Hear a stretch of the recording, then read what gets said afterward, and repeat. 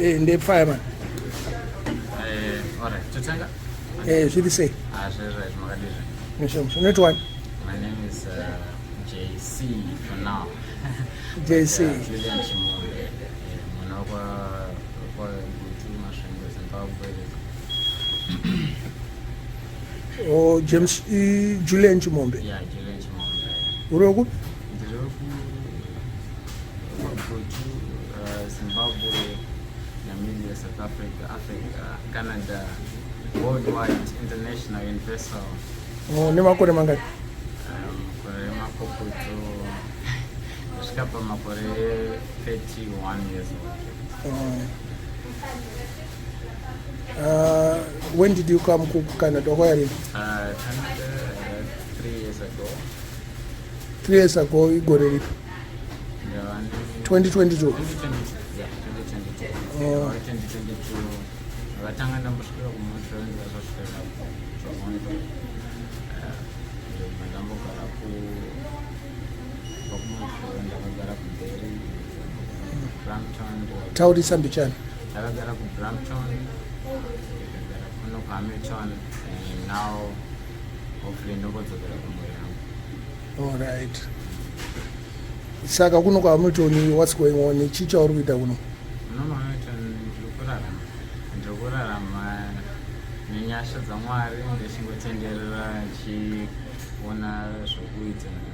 Dzimwe dzenguva ndowana zvinhu zvekutengesa, ndawana kana munhu akandibetserawo pane phone or something kutengesa zvinonga zviri pasi ndichigadzirisa ndozvitengesa.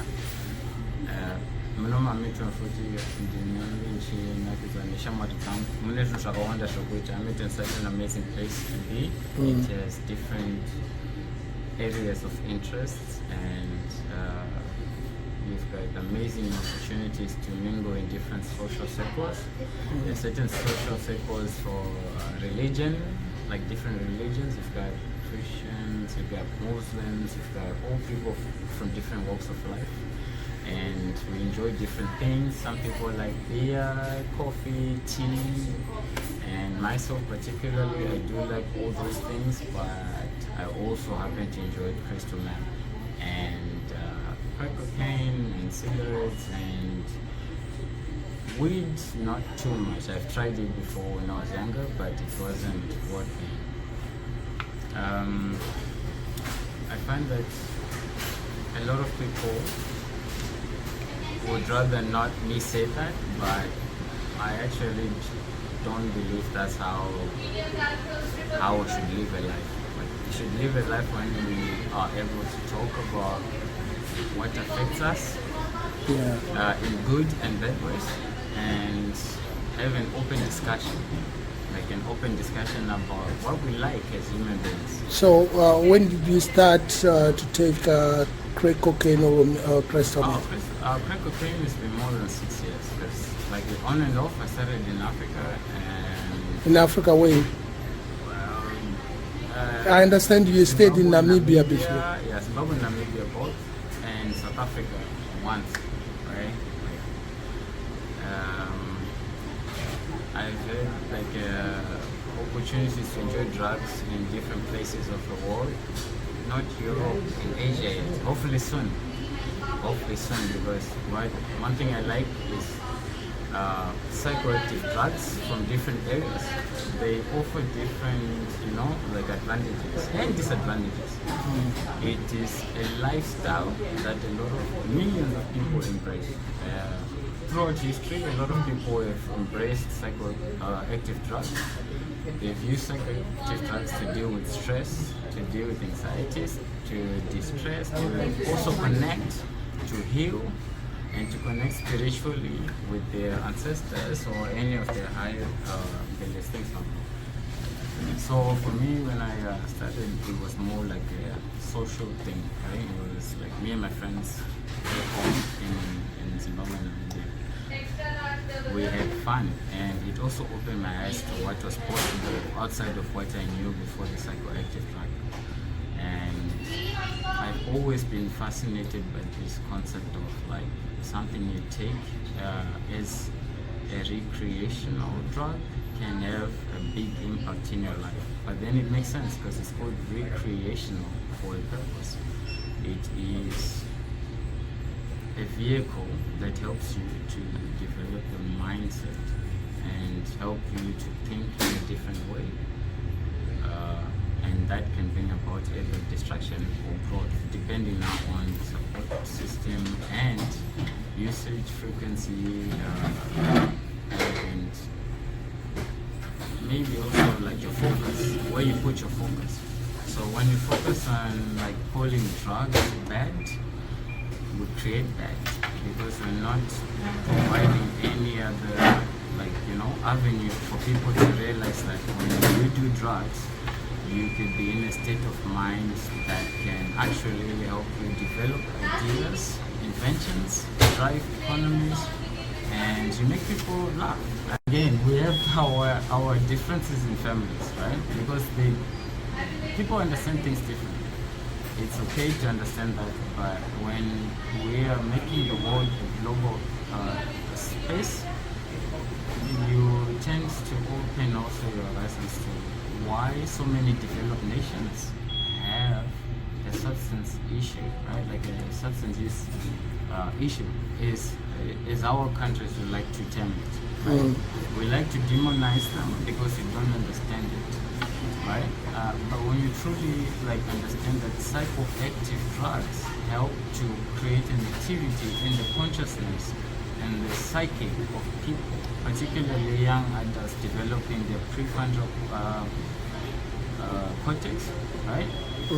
This opens them up to executive thinking, and executive thinking is particularly crucial for management, organization, and also optimizing how we allocate our resources, both mental, physical, or otherwise. There is a connection between drugs and how we do well in life, because everything we eat that is processed has some sort of substance. Right. It's just regulated, and we develop a need for to feel through these different addictions like sugar, coffee, whatever, Coca-Cola, and to mention food. Right. And at some point, those stop working because there's a threshold, right, to which they can work, and other people develop another way to find, to fill up that deficit. For men, it's different because especially men from African backgrounds, our upbringing and our culture, right, sets up us on a skill set that is a little bit like. Yes, you can say your problems, but not too much. And because of that, most young men find themselves looking for that relief through sex, drugs, or alcohol, or whatever it is. Right. But because alcohol, sex, and all those things are demonized, even though they are natural and they've existed for thousands of years, right? What ends up happening is that in our countries and our context, we don't then develop systems to actually study what good effects are there from these things, and how can we then harness that to sort of looking at your weaknesses as a strength, right? It takes more resources to fight something, right, rather than to actually learn from it and go with it and then go together, either out or in or balance, right? Because you will meet resistance. You've got a youth population right now that is feeling somehow about their future anxious, right? So they start using, and I'm speaking from the African context now. Right. I'll translate it back here so that I can show you my trend. In Africa, you've got so many people unemployed and they're struggling to find a way. But the thing is, sometimes finding a way makes you sort of even more mental.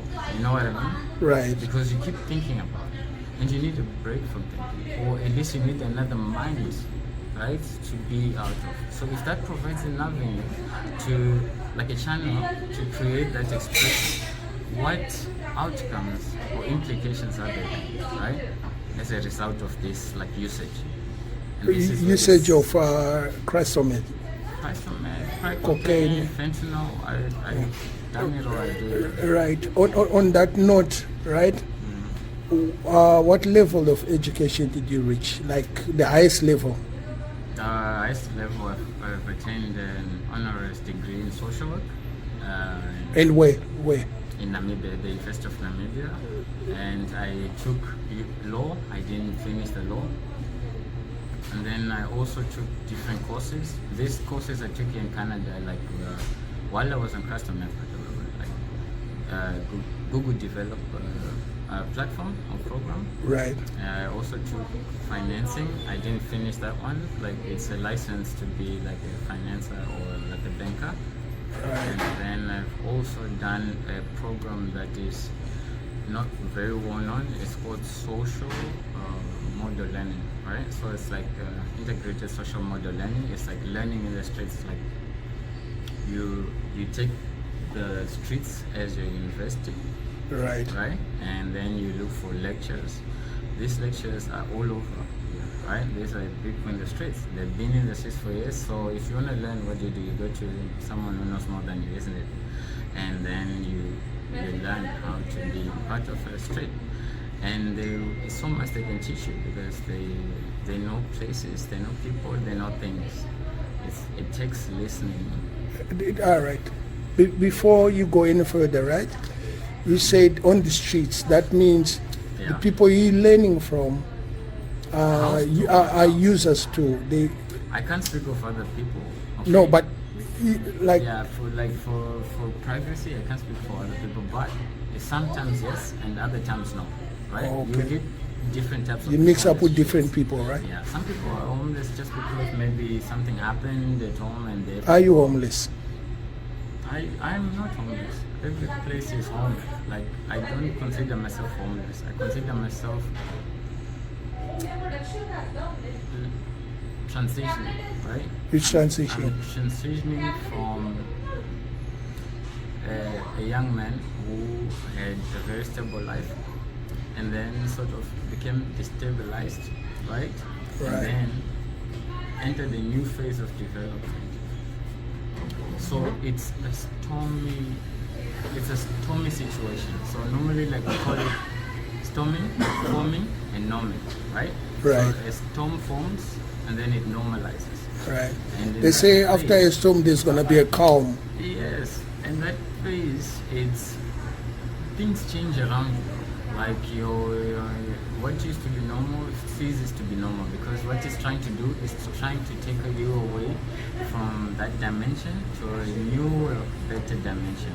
And if you find yourself stuck in a particular dimension, you become comfortable, right? So what it does is that it sort of shakes you out of it and say, hey, you don't realize where I want to take you, right? I want to put you here, but for you to get here, you need to come down first so that you take a new path to it. So think of it like climbing a mountain. You want to get to the highest part of the summit.